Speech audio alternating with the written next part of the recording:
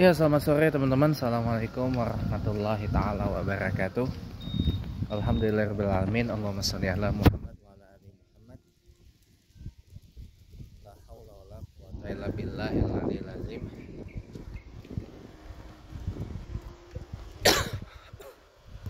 Para pemirsa dan netizen yang budiman,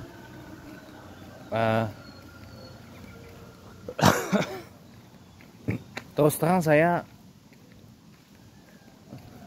jarang loh bikin komen action politik gitu ya untuk Pilpres 2024 di YouTube saya. Nah, akan tetapi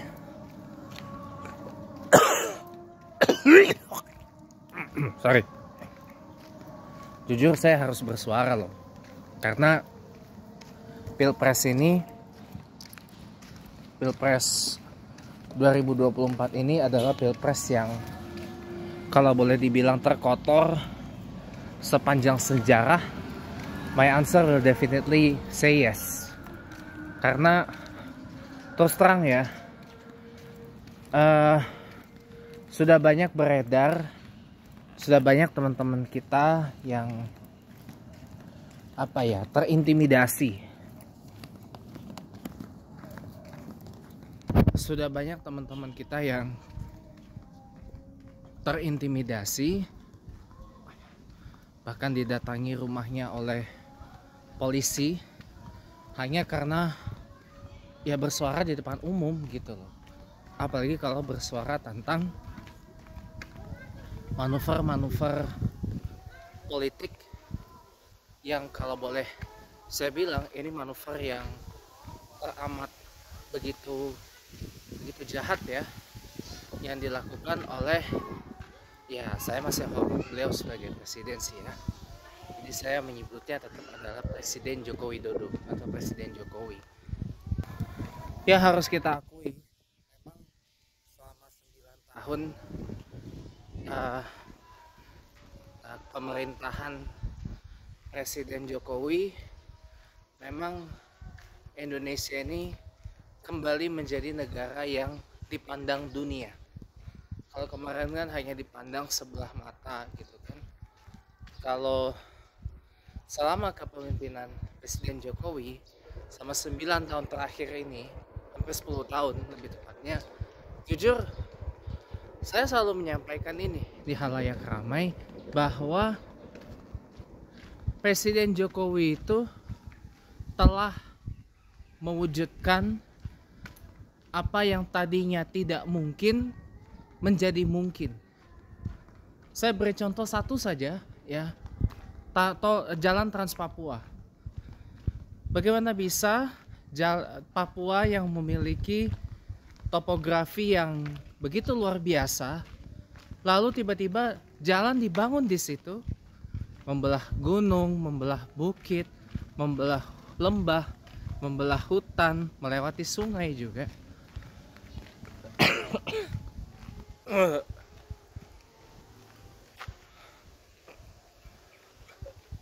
Ya, ini bukti bahwa ditambah lagi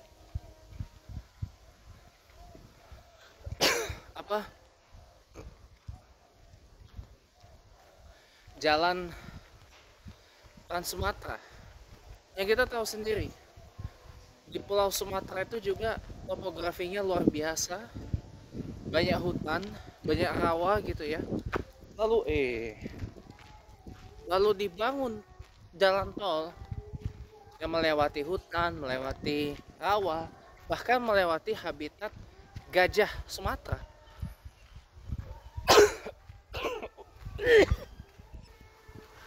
Ya, gajah Sumatera. Dan berkat Presiden Jokowi juga lah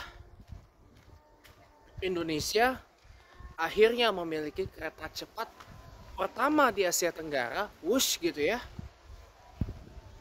dengan kecepatan maksimal 350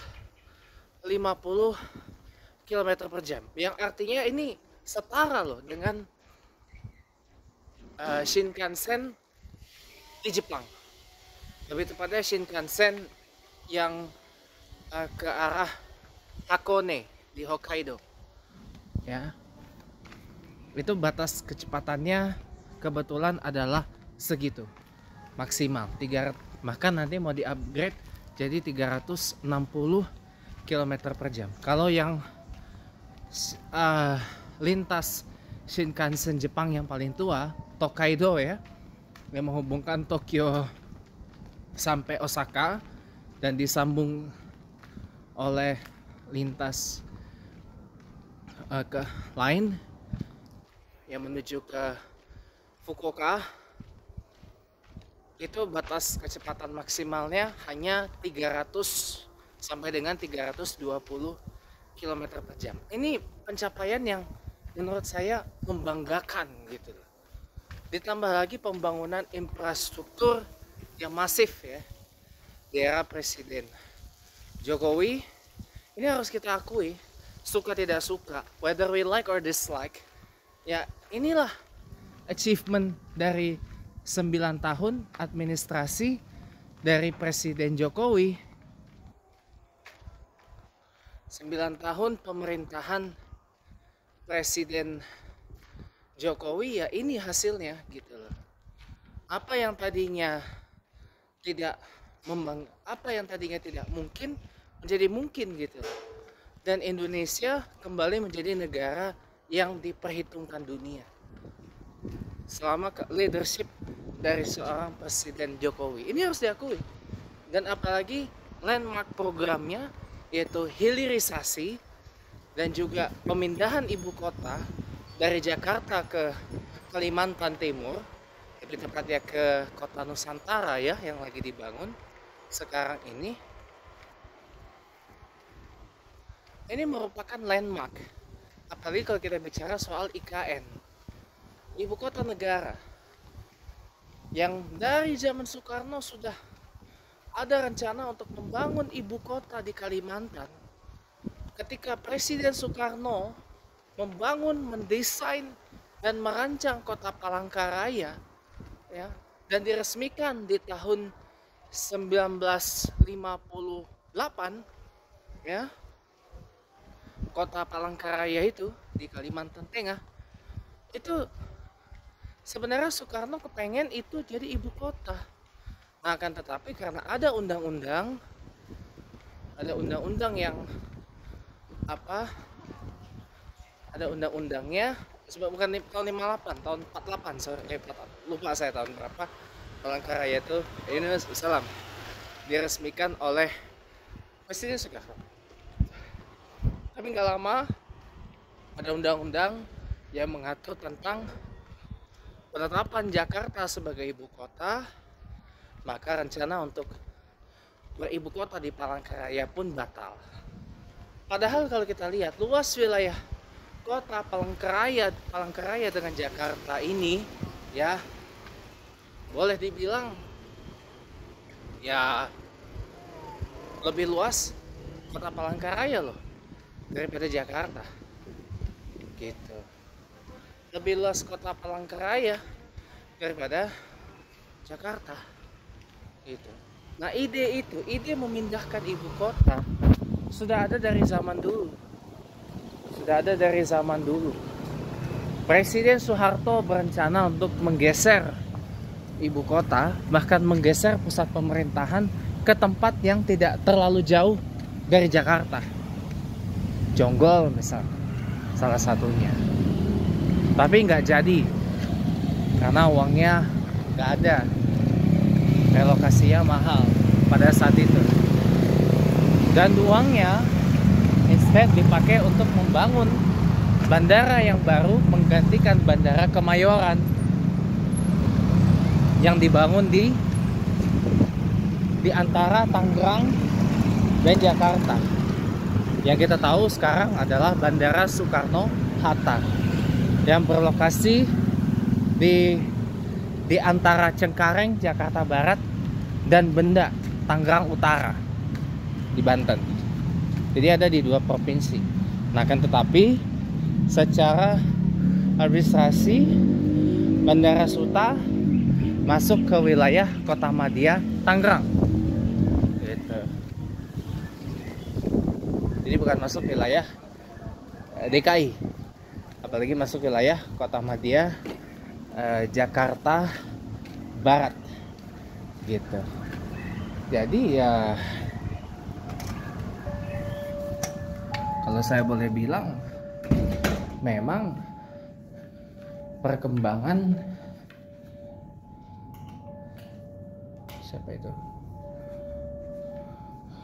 perkembangan pembangunan di Jakarta di zaman Presiden Joko Widodo ini sangat pesat gitu. Apa yang tadinya tidak mungkin jadi mungkin. Nah, sekarang OTW lagi bangun tol Trans Jawa full ya, yang nanti menyambung sampai ke Banyuwangi nantinya, sesuai dengan target dari pembangunan tol Trans Jawa itu. Jadi waktu tempuh dari Jakarta ke Banyuwangi itu diharap bisa lebih singkat dan nanti full tol dari Surabaya menuju ke Banyuwangi gitu loh. Ini hal yang menurut saya sangat patut untuk diapresiasi. Tapi Oktober lalu kita melihat ada satu peristiwa yang gak begitu mengenakan di mata, di mana Mahkamah Konstitusi yang harusnya menjadi lembaga yudikatif tertinggi negara tiba-tiba dibegal, tiba-tiba diutak-atik demi seorang Gibran Rakabuming bisa maju nyalon wakil presiden mendampingi Pak Prabowo Subianto. Kita sudah tahu. Nah, kenapa akhirnya Presiden Jokowi mendukung Prabowo? Karena beliau gagal menyatukan antara Prabowo dan Pak Ganjar. Tadinya beliau pengen menduetkan antara Pak Ganjar dan Pak Prabowo. Nah, dengan Pak Ganjar jadi capresnya dan masih ada Presiden Jokowi di situ, tentu harapannya Presiden Jokowi bisa menyetir kalau seandainya Pak Ganjar kepilih adalah Presiden Ganjar. Tapi ternyata kan lain. Ya. Kita tahu Ibu Megawati itu adalah sosok yang sangat teguh, sosok yang sangat idealis, dan sosok yang sangat berpegang pada prinsip dan fatsun politik yang beliau ciptakan bersama kawan-kawan beliau pada era reformasi. Jadi ya gimana ya? Jadi intinya Ibu Megawati itu nggak bisa disetir oleh Presiden Jokowi. Nah, tadi di TikTok saya ketemu satu argumen. Ini fakta bahwa semua ketua umum partai politik yang berada di koalisi Prabowo Gibran atau koalisi Indonesia Maju ini semua adalah bawahannya Presiden Jokowi dan bisa disetir oleh Presiden Jokowi, termasuk capresnya Pak Prabowo Subianto yang adalah menterinya Presiden Jokowi. Ketua umum PAN Pak Zulkifli Hasan yang lagi disorot sekarang, yang lagi disorot juga sekarang gara-gara ucapannya yang gak karu-karuan itu menterinya Presiden Jokowi. Ketua umum Partai Golkar Pak Erlangga Hartarto itu Menko perekonomiannya Jokowi ya, apalagi mitra bisnisnya Pak Luhut Panjaitan itu Menko Maritim Investasinya Pak Jokowi gitu loh. Jadi hampir kecuali Partai Demokrat ya yang bukan bawahan dari Presiden Jokowi, hampir semua ketua umum dan petinggi-petinggi partai yang ada di kubunya Prabowo Gibran itu adalah orang-orang yang disetir Presiden Jokowi. kecuali dari Partai Demokrat, Partai Prima, Partai Garuda, ya. Dan satu lagi PSI, itu malah anaknya sendiri yang jadi ketum, Mas Kaisang Pangarep, gitu loh. Jadi di antara semua ketua partai dan petinggi-petinggi partai, hanya ketua umum PDIP dan PKS yang nggak disetir oleh Jokowi, termasuk juga ketua umum Partai Demokrat, itu tidak disetir oleh Jokowi. Jadi ini saya bilang ya, Jokowi itu pada intinya marah kepada PDIP, dendam lah pada Megawati, dan bahkan saya jujur baru tahu bahwa ternyata mendiang Taufik Kimas, almarhum Pak Taufik Kimas ya, yang ponakannya nyalek di Jabar, bukan dari PDIP tapi dari Partai Umat, partainya Amin Rais yang baru ya. Ini pernah mengatakan nggak usah lah ini bawa nama Jokowi. Kenapa? Jokowi harus kekuasaan, power hungry, power thirsty gitu. Ternyata benar. Dan sekarang lihat bagaimana seorang Jokowi yang berada di belakang Prabowo Gibran bersama Pak SBY juga, Presiden SBY juga. Bagaimana relawan-relawan dan teman-teman pendukung Prabowo Gibran itu mengintimidasi teman-teman yang lain, mengintimidasi, meneror, membuli ya, kawan-kawan pendukung Anies Baswedan, Muhaimin Iskandar, dan Ganjar Pranowo Mahfud MD di Pilpres 2024 ini. Dan begitu luar biasa banget gitu. Di daerah saya sini alhamdulillah imbang antara Anies Imin dan Ganjar Mahfud. Nggak ada yang spanduk-spanduk yang Prabowo Gibran itu nggak bertebaran. Dari Gerindra nggak bertebaran. Paling banter di sini ya PDIP dan PKS gitu. Yang masih ini. Karena simply Pilpres 2024 ini adalah pertemuan dua kubu yang sama-sama nggak suka dengan Jokowi. Kubunya Ganjar Mahfud paket combo malah. Kubunya PDIP paket combo malah. Gak suka dengan Prabowo, gak suka juga dengan manuver jahatnya Jokowi. Gak suka dengan manuver jahatnya Presiden Jokowi. Kubunya Anies Muhaimin itu juga paket combo. Gak suka dengan Presiden Jokowi dari awal, dan mereka juga yang menyeberang dari Prabowo. Gitu. Mereka juga yang gak suka dengan Prabowo karena bersekutu dengan Jokowi. Makanya PA212 itu ada di belakang Anies Muhaimin, kecuali Haikal Hasan yang ada di Prabowo Gibran.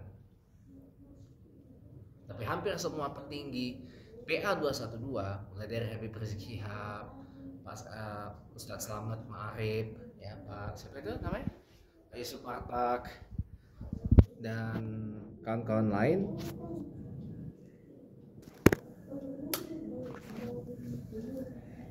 itu ada di pihak Anies Muhaimin gitu. Jadi di sini sebenarnya imbang teman-teman, imbang antara di wilayah saya ini, imbang antara PDIP dan PKS, antara Anies Muhaimin dan Ganjar Mahfud, sama-sama imbang gitu loh di wilayah saya ini, di Pesanggerahan, Jaksel, dan juga di Pondok Aren, Tangsel. Gitu.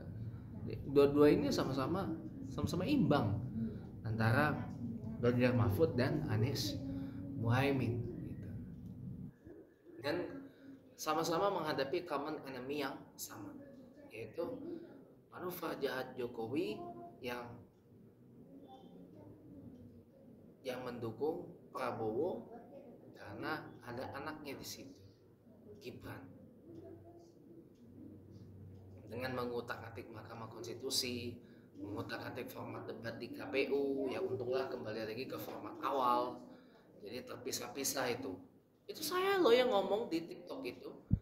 Kalau 5 debat ini capres-cawapres ini kita nggak bisa melihat bagaimana masing-masing capres, bagaimana masing-masing calon wakil presiden mengeluarkan gagasannya, mengeluarkan kemampuan berdialektikanya.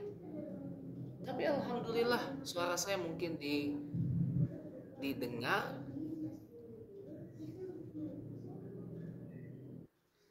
Alhamdulillah suara saya didengar, ya. Dan kembali ke format yang sudah sejak awal. 5 kali debat, 3 kali capres, 2 kali calon wakil presiden.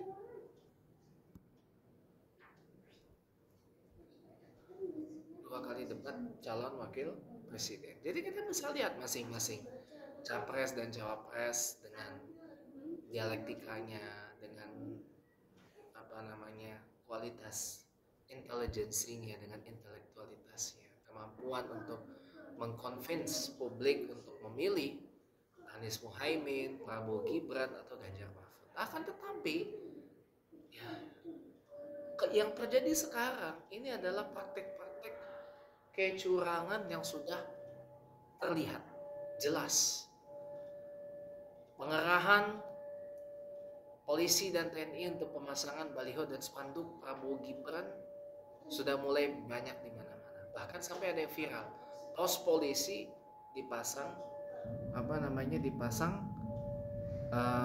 spanduk dan baliho Prabowo Gibran. Banyak. Belum lagi intimidasi. Yang terbaru intimidasi kepada yang mengupload video viral Prabowo yang mengejek pertanyaan tentang etika yang waktu debat perdana pemilu 2014 tanggal 12 Desember 2023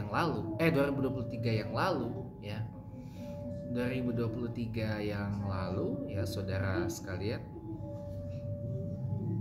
itu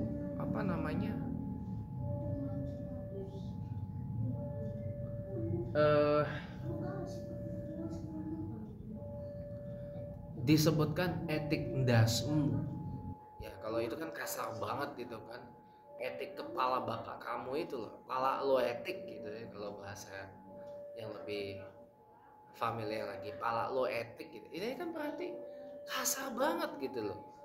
Itu hanya ditanya oleh Pak Anies Baswedan. Komentar apa Pak Prabowo mengenai kode etik yang dilanggar oleh Hakim Mahkamah Konstitusi yang kebetulan iparnya Pak Presiden Jokowi, Pak Anwar Usman. Tapi kok kenapa dia marah dengan menyebut etik pala lo atau etik dasmu atau dasmu etik? Ini kasar banget loh asli. Nah ini yang nyebar video itu lagi diburu nih sama Partai Gerindra, sama tim dari Partai Gerindra. Semoga aja selamat ya, tidak sampai berakhir dengan hal yang gak mengenakan untuk beliau. Semoga saja selamat. Karena yang saya juga dapat terbaru info, Ketua BEM UI, BEM Universitas Indonesia, Bung Melki Sedek, itu juga dinonaktifkan sementara dari jabatannya karena kritik kepada putusan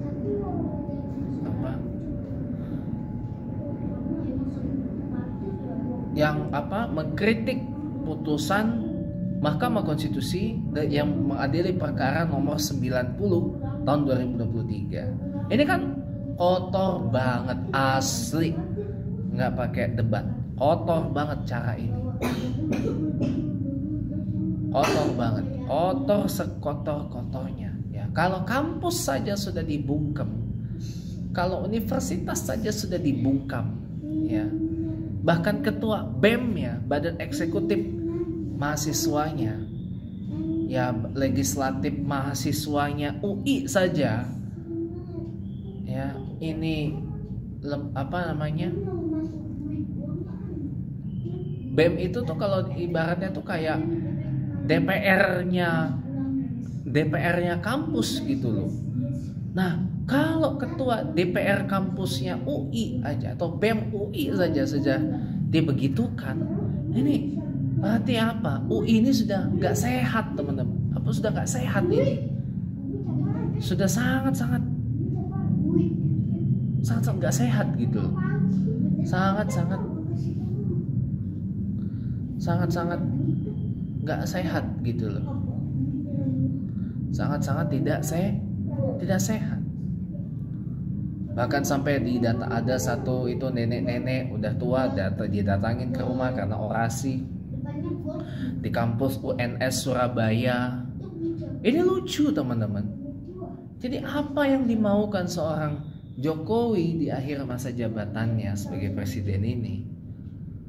Saya nggak akan percaya kalau saya percaya halusinasi yang dikumandangkan oleh sejumlah pemuja Jokowi yang ada di barisan pendukung Ganjar Mahfud, yang itu satu frekuensi sama saya kebetulan, dengan mengatakan ya pada waktunya nanti kita akan berterima kasih kepada Jokowi karena telah membantu memenangkan Ganjar Mahfud. Saya nggak akan percaya itu. Saya tidak akan percaya itu sampai kapanpun.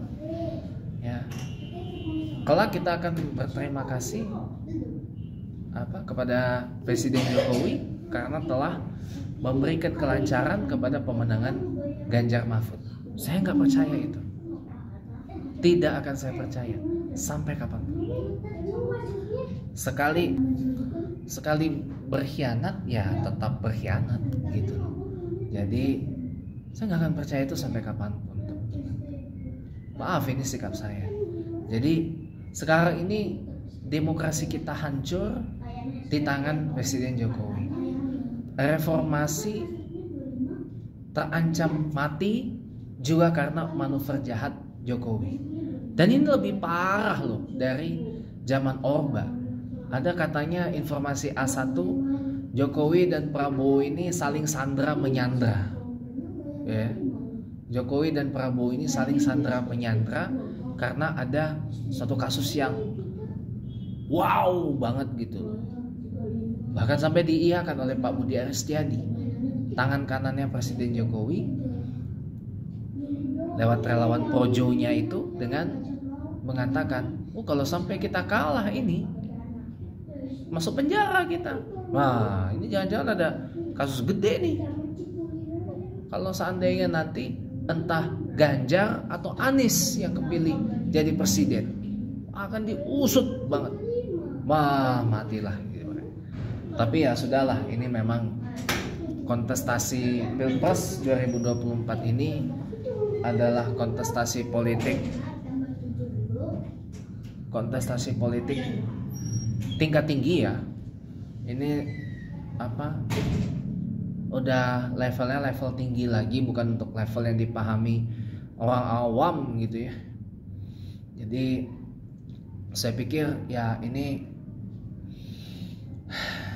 jangan sampai demokrasi di negeri kita ini mati hanya karena manuver jahat seorang Jokowi yang bergabung di keluarga cendana Orde Baru hanya karena ingin dia terus berkuasa. Jadi Jokowi ini hampir sama dengan Putin karakternya. Dia ingin terus berkuasa dengan mengumpuk-umpuk gimana caranya dia bisa berkuasa terus. Yang tadinya pengen minta 3 periode tapi nggak dikasih ya kan. Jokowi itu mau jadi Putin be like atau Xi Jinping be like. Tapi ternyata Allah masih sayang dan mudah-mudahan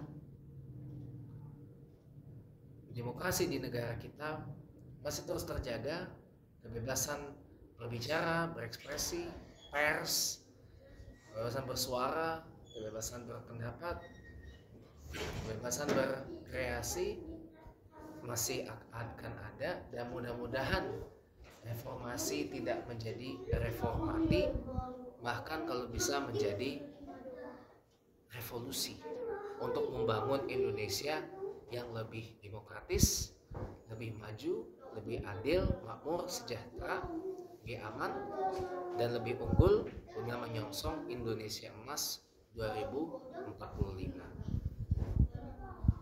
Demikian, terima kasih. Salam Pancasila. Assalamualaikum warahmatullahi wabarakatuh.